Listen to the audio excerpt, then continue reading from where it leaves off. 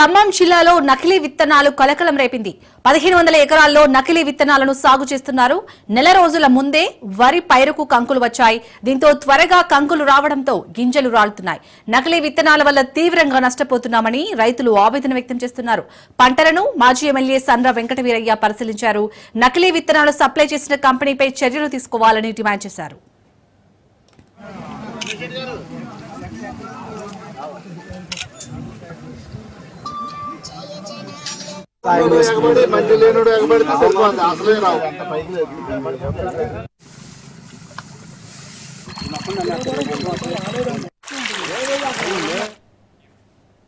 ఖమ్మం జిల్లాలో నకిలీ విత్తనాల కొలకలం రేపుతుంది. 1500 ఎకరాల్లో నకిలీ విత్తనాలను సాగు చేస్తున్నారు. నెల రోజుల ముందే వరి పైరుకు కంకులు వచ్చాయి. దీంతో త్వరగా కంకులు రావడంతో గింజలు రాలుతున్నాయి. నకిలీ విత్తనాల వల్ల తీవ్రంగా నష్టపోతున్నామని రైతులు ఆవేదన వ్యక్తం చేస్తున్నారు. పంటలను మాజీ ఎమ్మెల్యే సండ్ర వెంకటవీరయ్య పరిశీలించారు. నకిలీ విత్తనాలు సప్లై చేసిన కంపెనీపై చర్యలు తీసుకోవాలని డిమాండ్ చేశారు. రైతుగా ఇదే అంశానికి సంబంధించి పూర్తి అప్డేట్స్ మా ప్రతినిధి ఉపేందర్ అందిస్తారు. ఉపేందర్, అసలు ఈ నకిలీ విత్తనాలు ఎవరు సప్లై చేస్తున్నారు, ఏమైనా తెలిసిందా? అప్డేట్స్ ఏంటి? ఇప్పటికే ఏదైతే ఖమ్మం జిల్లా వేంసూరు మండలం కందుకూరు గ్రామంలో ఏదైతే వరి పైరు కంకులు ఒకసారిగా రావడంతో అటు రైతులైతే తీవ్రంగా ఆవేదన వ్యక్తం చేస్తున్నారు.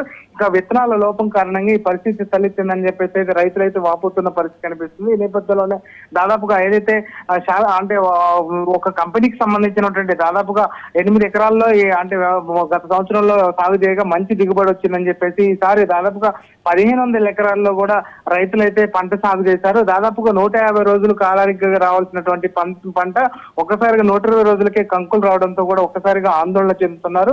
ఇక స్థానిక డీలర్ ద్వారా కూడా ఈ విత్తనాలు కొనుగోలు చేశామని చెప్పేసి అయితే రైతులు చెప్తున్నారు. ఏదైతే కరీంనగర్ జిల్లాకు చెందినటువంటి వరుణ్ తేజ కంపెనీ ద్వారా కూడా స్థానిక డీలర్ల వద్ద వరి విత్తనాలు అయితే రైతులైతే కొనుగోలు చేసినట్లయితే చెప్తున్నారు.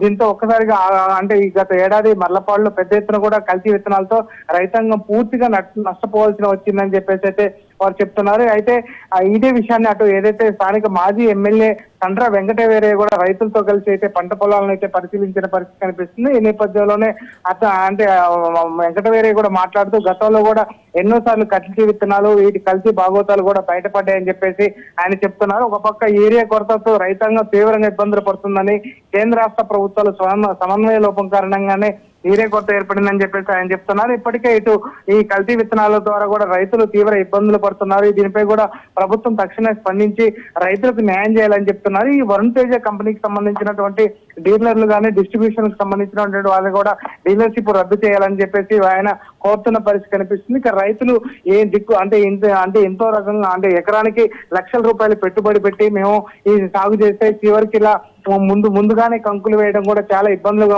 పాలవుతామని చెప్పేసి అంటే తాళు ఎక్కువ వస్తుంది, దిగుబడి కూడా పడిపోయే అవకాశం ఉందని చెప్పేసి అయితే రైతులు ఆవేదన వ్యక్తం చేస్తున్నారు. ఇప్పటికే తమకు న్యాయం చేయాలని చెప్పేసి అయితే రైతులు కోరుతున్నారు. ఇప్పటికే అంటే వ్యవసాయ శాఖ కూడా దీనిపై తగిన చర్యలు తీసుకొని నకిలీ విత్తనాలు సప్లై చేసిన కంపెనీలపై కూడా చర్యలు తీసుకోవాలని అయితే రైతులు డిమాండ్ చేస్తున్న పరిస్థితి కనిపిస్తుంది. ప్రస్తుతం ఆ ప్రాంతంలో దాదాపుగా 1500 ఎకరాలకు సంబంధించి దాదాపుగా 315 మంది రైతులు కూడా ఉన్నారు. వారంతా పరిస్థితి కూడా ముందుగానే అంటే కాపుకొచ్చి కంకులు వేయడంతో వరి కంకులు వేయడంతో వారంతా కూడా ఆందోళన చెందుతున్నారు.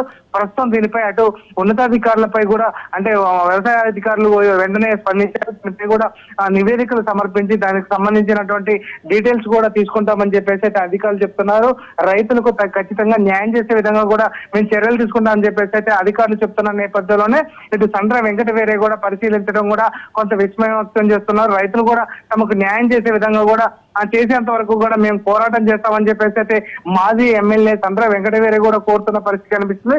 ప్రస్తుతం మాత్రం రైతులంతా కొంత ఆందోళన చేస్తున్న పరిస్థితి అయితే ఇక్కడ కనిపిస్తుంది. అలాగే ఉపేందర్, మరి ఎవరైతే నకిలీ విత్తనాలు సప్లై చేసిన కంపెనీ ఉందో దానిపై చర్యలు తీసుకుంటున్నారా? అక్కడ వ్యవసాయ శాఖ అధికారులు ఏమంటున్నారు? ఇప్పటికే దానికి సంబంధించి ఏదైతే వరుణ్ తేజ కంపెనీకి సంబంధించినటువంటి డీలర్ ఏదైతే కరీంనగర్ సంబంధించినటువంటి డీలర్ ను కూడా సంప్రదించే ప్రయత్నం చేస్తున్నారు. ఆ కంపెనీకి సంబంధించినటువంటి విధి విధానాలపై కూడా ఇప్పటికే పరిశీలన కొనసాగుతుందని ఉన్నతాధికారుల దృష్టికి తీసుకెళ్లామని చెప్పేసి అయితే వ్యవసాయ శాఖ అధికారులు చెప్తున్నారు. రైతులకు తక్షణ న్యాయం చేసే విధంగా కూడా మేము చర్యలు తీసుకుంటాం.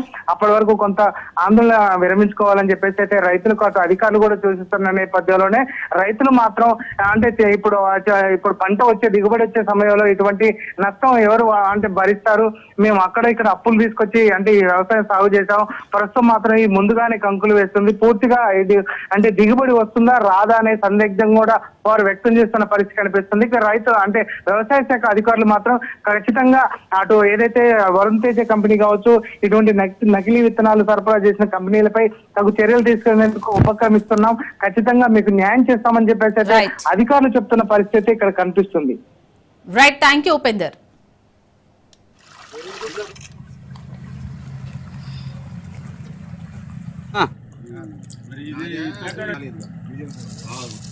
మీకు అంతకు వచ్చింది అదే ముందు వచ్చింది ఇప్పుడు